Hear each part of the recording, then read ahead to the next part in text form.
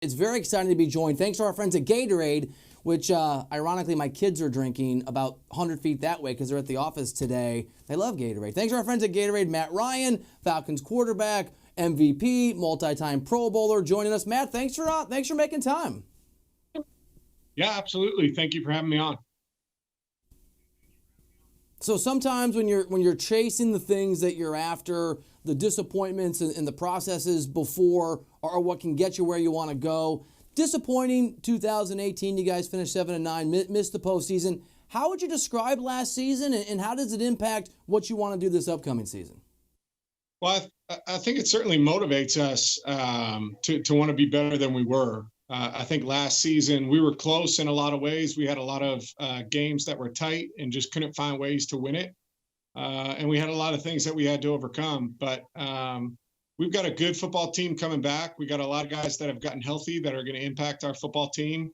And we've got a group that's hungry and that wants to be back in the playoff mix and give ourselves an opportunity to win a Super Bowl. Yeah, you referenced it there. You guys had a lot of injuries that the team suffered last year. It's not something you can control, but for a guy as competitive as you are, how frustrating is it that you're sometimes at the mercy and the whim of that sort of fate and just the injury bug that can hit an NFL team? That's part of it. That's part of playing in this league and why, it's so difficult to win a championship. You have to have a lot of things go right for you. Unfortunately, we were just not able to overcome some of those things. We were close, very close, and had opportunities, but couldn't get it done. But we got those guys back, and I feel like we've got young players who learned from that experience last year, who are going to add to the depth of our football team and make us even tougher this year. So, in some ways, it can be a good thing that you develop some people along the way and you become a deeper team because of it. Yeah, focus on some of those guys. Maybe start with Devante Freeman. Missed most of last season. He's back. You guys obviously lost Tevin Coleman. What kind of an impact, what kind of production do you expect from Freeman this upcoming season? Well, Devante's he's such an amazing player, and such a focal point of what we did offensively. He runs the ball, extremely well. He's physical, but he also catches the ball, so well out of the backfield for us. And with the receivers and the tight end that we have, he gets a lot of good matchups, whether it be on linebackers or just free areas and zone coverage. And so for him to be back and for us to be able to take advantage of some of those things is going to be big. And I expect him to have a great year. I mean, he's put in the work. He's worked extremely hard to come back from that injury, and he looked great all spring. Matt, forgive me for the fantasy football reference, but I was able to particularly appreciate what Calvin Ridley did in his rookie year since he was on my fantasy team, and that's a really, really exciting player for you in terms of that wide receiver position. What do you expect from him in his second year in the NFL? I think he's going to continue to be productive. I think that, a lot of that comes because he's playing next to one of the best. He's playing next to the best wide receiver in the league, and he's going to get a lot of one-on-one coverage. And he's so explosive and athletic that he's able to beat up on one-on-one coverage. And he did that for us last year.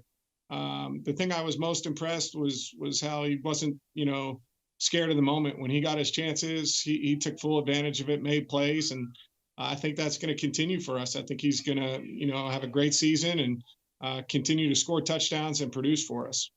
Speaking of Julio Jones, and no argument here on where he ranks as a wide receiver in this game, one of the oddities, statistical oddities, just how often he gets in the end zone, and sometimes casual fans or fantasy players only look at value in terms of those moments. Is it just one of those anomalies that he hasn't gotten the number of touchdowns that would correspond to his talent? What do you make of that? Well, we were saying last year there was like I forget how many game stretch from, I guess the middle of 2017 into 2018, where he wasn't scoring touchdowns. But last year when he got his first one in Washington, I'm not sure how many he ended up with on the season. I think it might have been like 8. But his production from that point forward, it was like, the seal had been lifted and he was back scoring touchdowns the way that he's capable of. So, I kind of think it was just a fluky thing that happened in a stretch in his career, but he's going to find ways to get in the end zone for us moving forward, and he's going to score a lot of points for us.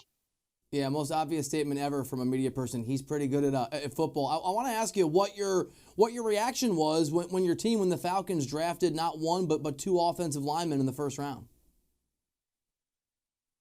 I was excited. I mean, probably more so than anybody in the city of Atlanta. I appreciate the protection that we get up front. So I actually, was watching the draft and I saw Chris get drafted and I figured we were probably done that night. So I ended up going to bed and woke up the next morning to see that we had traded to get Caleb later in the first round.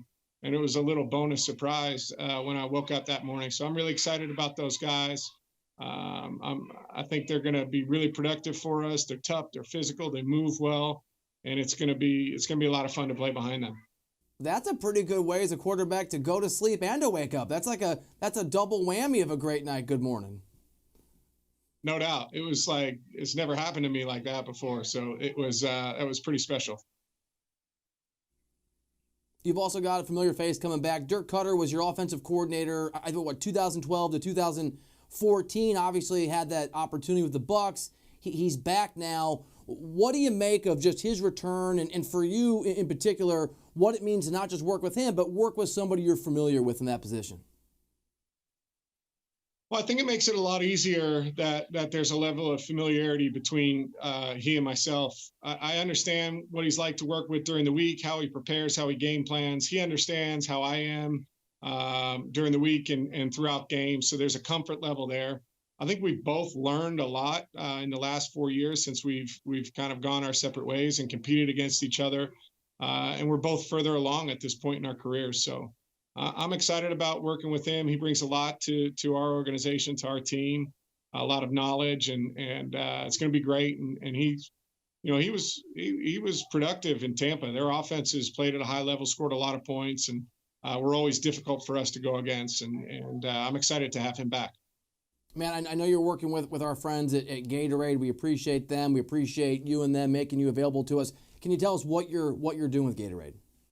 Well, just trying to, spread the word of staying hydrated, beating the heat during the summertime. I think that living here in Atlanta, we deal with a lot of humidity, a lot of heat, and was at a Boys and Girls Club in the city of Atlanta today to kind of promote that message of staying hydrated, being out in front of it, waking up in the morning and making sure that you're getting plenty of fluid intake, plenty of Gatorades. So you've got electrolytes in your system so that you can, be active and be outside and be productive in that kind of environment. And so I think it's an important message to pass along to kids. You want to see them safe and healthy and able to perform and do the things that, keep them active and keep them involved in sports. So it was a no-brainer for me and a lot of fun to be a part of it today. Well, I can tell you this, on behalf of the Reiter family out west, my son and daughter basically see Gatorade as ice cream, so it's our way of tricking them into doing exactly what you're describing. So thanks to you, thanks to Gatorade for making us better parents, and thanks for making time. Good luck this upcoming season. We'd love to talk to you again soon. I appreciate it. Thank you so much.